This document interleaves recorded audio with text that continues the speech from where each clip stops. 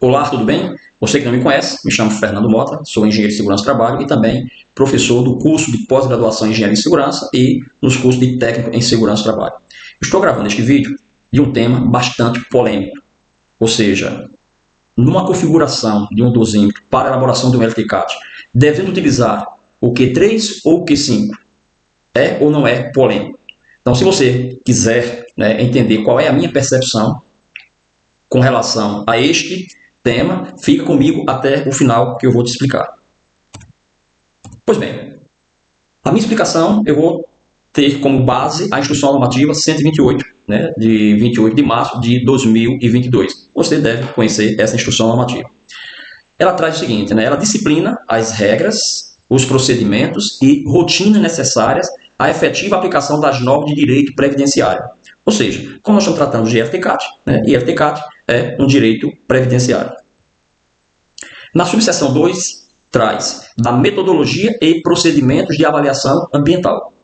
E no artigo específico 288, diz: os procedimentos técnicos de avaliação ambiental deverão considerar, e aqui eu quero chamar a tua atenção.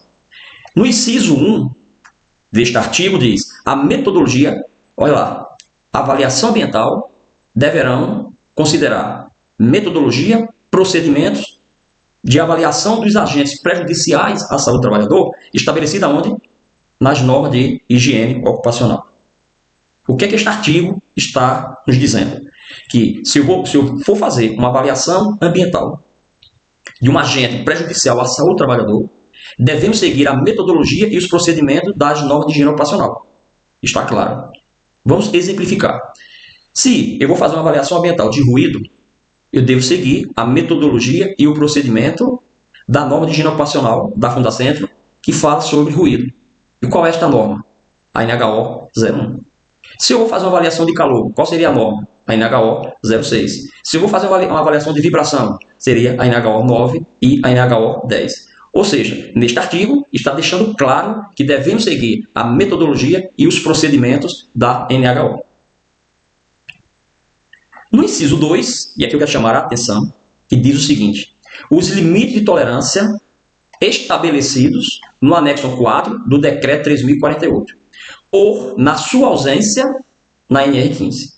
Ou seja, devemos considerar os limites de tolerância, conforme este artigo, no inciso 2, aqueles que constam onde? No anexo 4 do Decreto 3.048.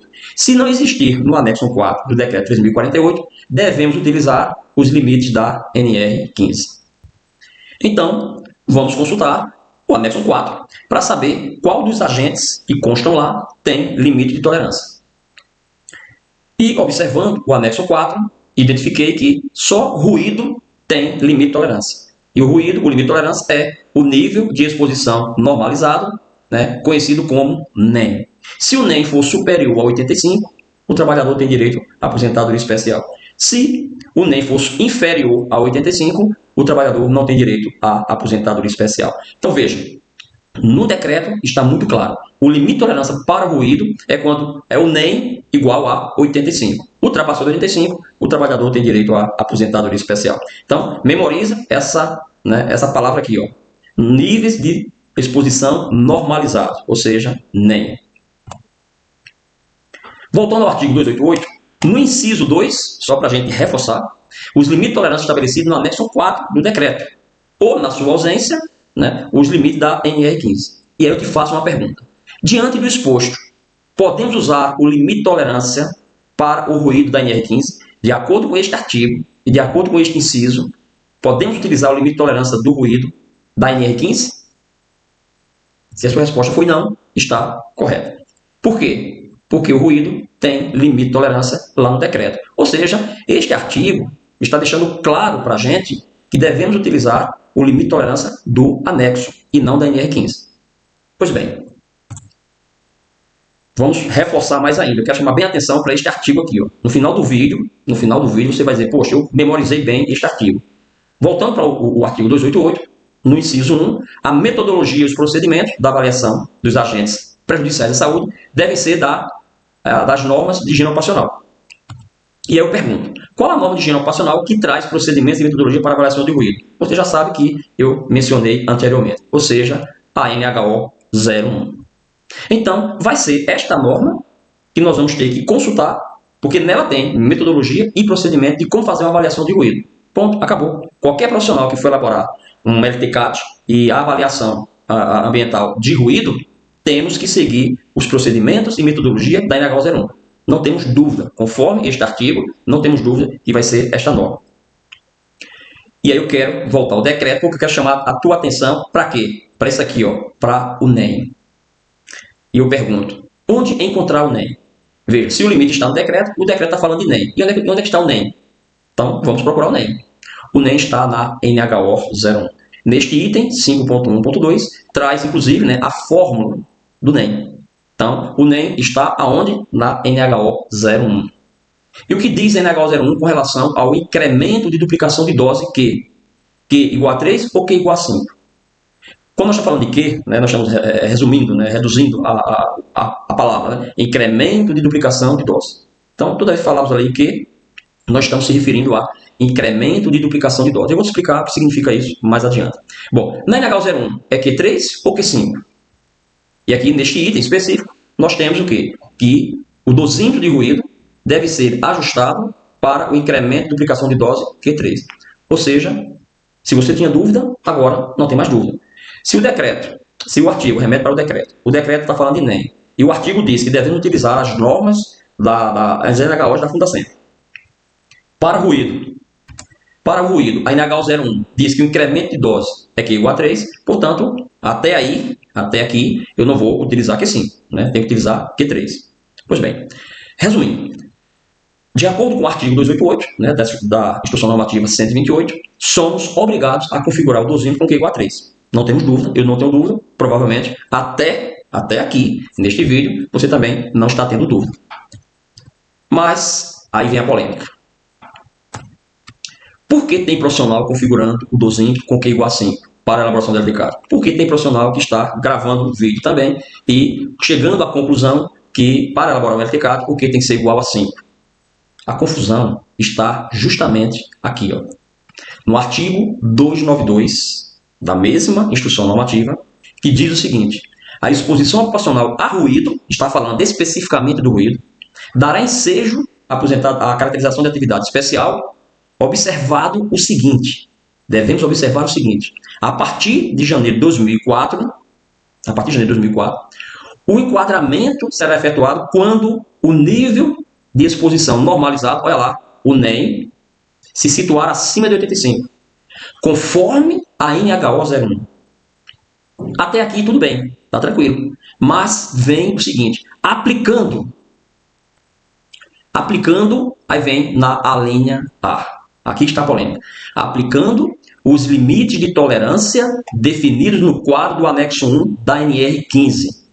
Ou seja, o que este artigo está dizendo? Que, ok, vamos utilizar os procedimentos e a metodologia da NHO 01, e se o NEM for superior a 85, você vai efetuar enquadramento como especial. Ok? Porém, você deve utilizar os limites de tolerância definidos no anexo 1 da NR15. O artigo 292 está remetendo para a NR15. O artigo 288 remeteu para onde? Para o anexo 4 do decreto 3.048. O que é que diz o artigo 288? Se o limite de tolerância estiver no anexo, não devemos utilizar o limite de tolerância da NR15. Só vamos utilizar o limite de tolerância da NR15 quando não existir limite de tolerância no anexo 4 do decreto 3.048. É isso que o artigo 288 está dizendo. Porém, o artigo 292 não está dizendo isso, está dizendo o contrário. E agora? O que fazer? Aqui está a polêmica. Vamos entender, né, o anexo 1 da NR15. Aqui tem os limites, você deve conhecer. Agora, o que eu quero chamar a atenção é o seguinte: como esses limites eles foram, né, construídos? Aí está, né, a discussão. Aqui sabemos que esses limites eles foram construídos com Q igual a 5. Eu vou mostrar para você, né, a diferença, né, do Q igual a 5, do Q igual a 5 e do Q igual a 3. Então, sabemos, né, através de fórmulas matemáticas, que esses limites eles foram construídos com o Q igual a 5. Observe o comportamento, né, desse quando se tem um Q igual a 5, para você entender a diferença né, de um resultado com Q igual a 3 e de um resultado com Q igual a 5. Pois bem, então trazendo aqui a tabela, essa tabela, agora colocando nesta tabela a dose. Já que nós estamos falando de incremento de duplicação de dose, ou seja, 85 decibéis para uma jornada de 8 horas é equivalente a uma dose de 100%. Ok? Tranquilo? Né? Não temos dúvida com relação a isso. Agora, olha a definição do conceito de incremento de duplicação de dose. O que significa incremento de duplicação de dose? Significa o seguinte: toda vez que você incrementar ou acrescentar o nível de pressão sonora ao nível já estabelecido, a tua dose vai duplicar. Exemplo, nós estamos falando aqui de Q3 e Q5.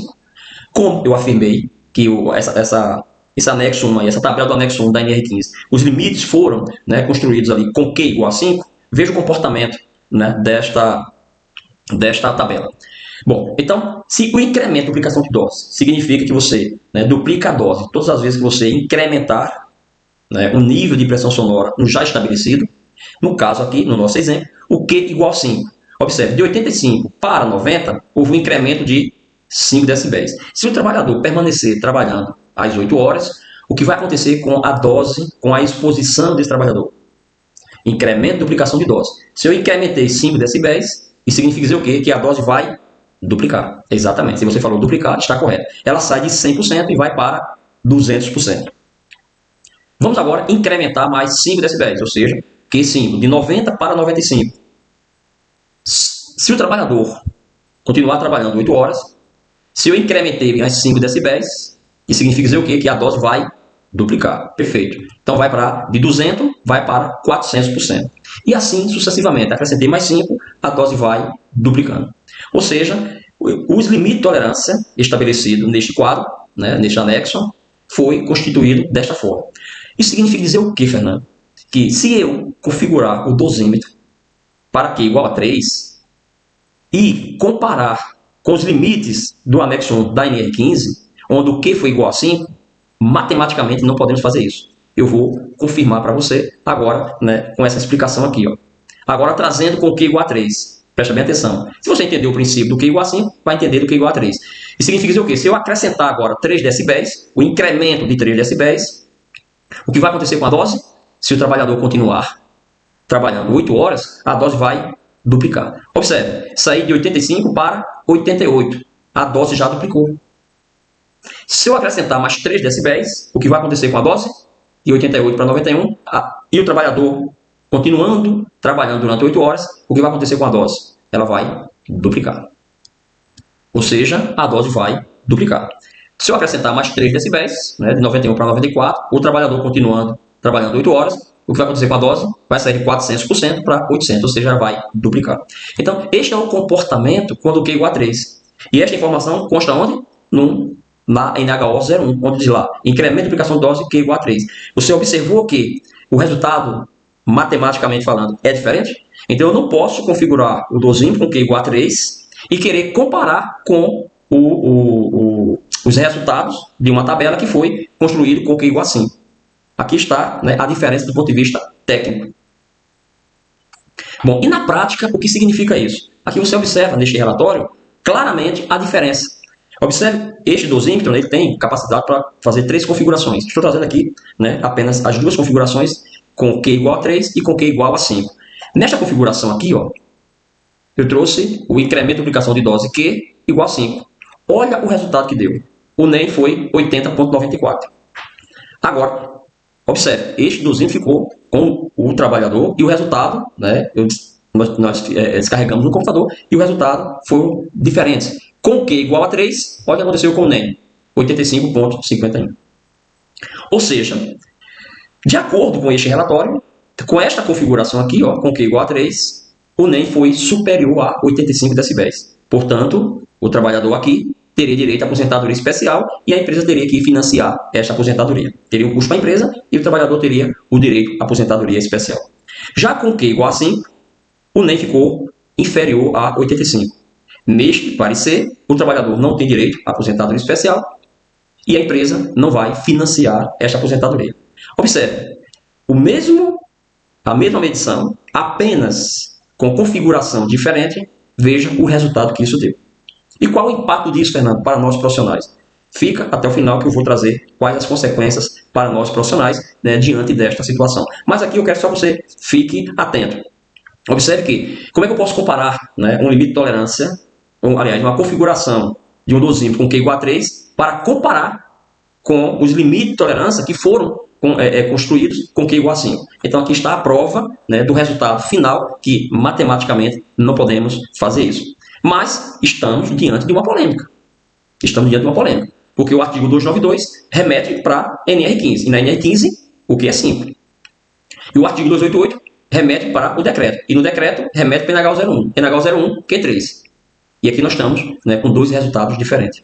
E precisamos tomar uma decisão. Então, fica até o final que eu vou te explicar qual a decisão que eu tomei. E aí, espero que com este vídeo você também consiga ter uma decisão mais assertiva.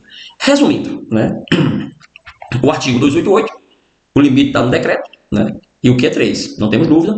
E o artigo 292, o limite, né, no anexo da NR15, Q é igual a 5. Também não temos dúvida. Tecnicamente, não temos dúvida que o artigo 292, Q é 5. Porém, este artigo 292 está remetendo para uma portaria. Preste atenção nisso aqui. O artigo 292 está remetendo para uma portaria. E o artigo 288 está remetendo para um decreto. Tecnicamente sabemos o que fazer. Não temos dúvida nenhuma. A nossa dúvida é, do ponto de vista legal, qual desses artigos que devemos seguir?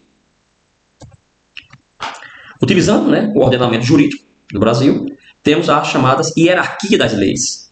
Você deve conhecer também. E o topo da pirâmide, nós temos ali a Constituição Federal. E na base da pirâmide nós temos o quê? As resoluções e as portarias. E acima da portaria nós temos os decretos.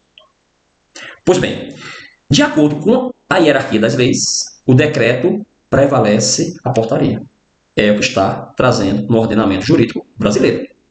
Aqui está muito claro, e provavelmente você também tenha chegado à mesma conclusão, que o decreto prevalece a portaria, já que a portaria está na base da pirâmide. Então, qual a conclusão que eu cheguei?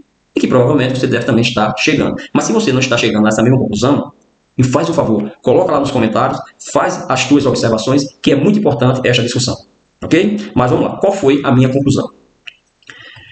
Do ponto de vista da hierarquia das leis, devemos seguir qual artigo? O artigo 288. E o artigo 288, o que é igual a 3. Ou seja, na minha percepção, diante desses fatos, diante dessa explicação, eu não tenho dúvida que devemos configurar o dosímetro para a elaboração do LTCAD com o Q igual a 3. Eu não tenho argumento para utilizar o artigo 292, baseado no entendimento do ordenamento jurídico.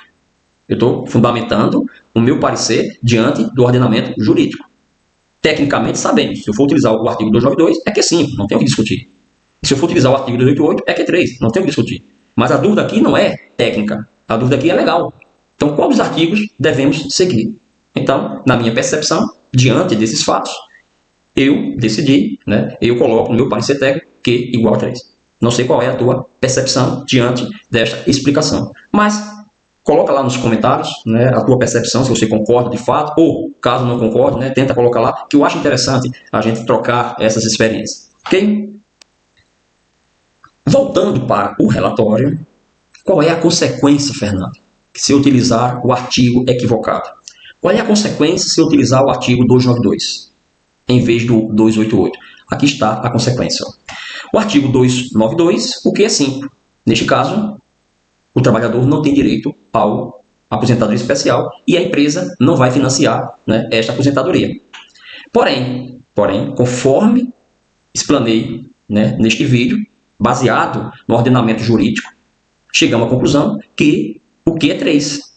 Se Q é 3, neste caso, este trabalhador tem direito à aposentadoria especial. Então, se eu utilizei o artigo 292, eu violei o direito do trabalhador.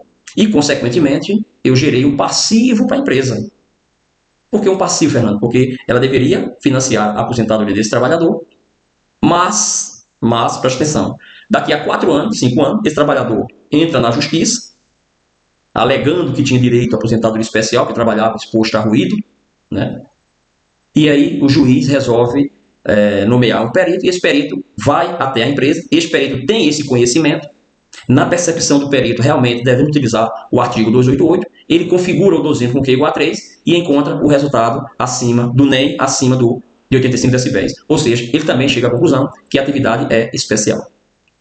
E aí o juiz vai dar a sentença, né, que o trabalhador tem direito à aposentadoria especial. Ou seja, e aí o trabalhador vai, né, dar entrada na sua aposentadoria especial e vai ter o seu direito respeitado. E a empresa?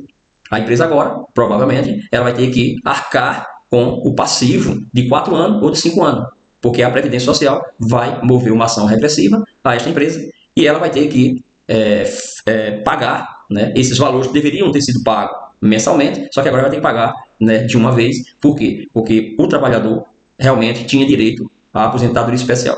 Mas o problema foi o quê? O parecer técnico do laudo. No parecer técnico do laudo, utilizando o artigo, né, aplicando, melhor falando, o artigo 292, não era especial. Então veja a importância desta compreensão. Uma falha ou uma decisão equivocada. E aí eu quero chamar muito a sua atenção, muito cuidado, né? Nós temos vários colegas, é claro que todos nós temos um objetivo de levar conhecimento para melhorar a capacitação técnica dos nossos colegas profissionais em SST. Mas precisamos ter um pouco de atenção, precisamos adentrar mais nas questões técnicas e principalmente nas questões legais. Para chegar a este consenso aqui, eu consultei alguns colegas advogados. E todos também me disseram o seguinte: não, Fernando, o decreto prevalece uma portaria, isso nós não temos dúvida. Então, é isso que eu estou trazendo aqui para que você possa tomar uma decisão mais assertiva possível. Ou seja, você agora terá, né, ou vai ter argumentos para justificar o teu parecer. Pois bem, finalizando aqui este vídeo, e se você é uma pessoa que tem, né, conhecimento, né, dos profissionais lá na Previdência Social, que tem competência e autonomia para alterar esta instrução normativa, eu estou sugerindo, né, para a Previdência, faz com que este vídeo chegue, né, até a esses profissionais, e a minha sugestão é para resolver este problema e não deixar nossos profissionais vulneráveis a um passivo negativo lá na frente. É fazer justamente isso. Ó. No artigo 292, é só substituir, na linha A, substituir a quadro do anexo 1 da NR15 do MTE por anexo 4 do decreto 3048. Pronto, resolveu o nosso problema. É só substituir. Tira ali, deleta quadro do anexo 1 da NR15 do MTE e acrescenta, né, o que ali? O anexo 4 do decreto 3048/99. Ou seja, aí sim, do ponto de vista legal, o artigo 292 e o 288 estão o quê? Congruentes. Ou seja, estão falando do mesmo tema, né, com o mesmo significado. Daí, nós não temos mais nenhuma dúvida, Q3 ou Q5. Ou seja, fazendo essa correção, seria agora Q3. Não teríamos dúvida nenhuma e aí sim acabava essa polêmica. Bom, se este vídeo fez sentido para você, se foi interessante para você, faz com que ele chegue, né, ao máximo de colegas. Você percebeu que este assunto pode nos causar um desconforto lá na frente como profissional. Se você gostou, né, dá um like e não deixa de colocar nos comentários a tua percepção. Se você realmente concorda, né, conforme foi explicado aqui, se não, faz as tuas observações, que eu acho importante essa discussão. Porque nós, profissionais de SST, temos que ter segurança e confiança naquilo que nós estamos fazendo. E é claro que nós não somos o dono da verdade. Mas, a partir do momento que nós compartilhamos conhecimento e experiência, isso faz com que os nossos pareceres fiquem mais consistentes. Então, baseado nesse princípio, se você puder deixar os comentários, seja acatando, seja concordando com essa percepção, mas principalmente se você discorda dessa percepção. Porque aí é interessante a gente ter as discordâncias, porque crescemos justamente diante das discordâncias. Então, eu espero que eu tenha contribuído com este vídeo para que você possa tomar uma decisão mais assertiva.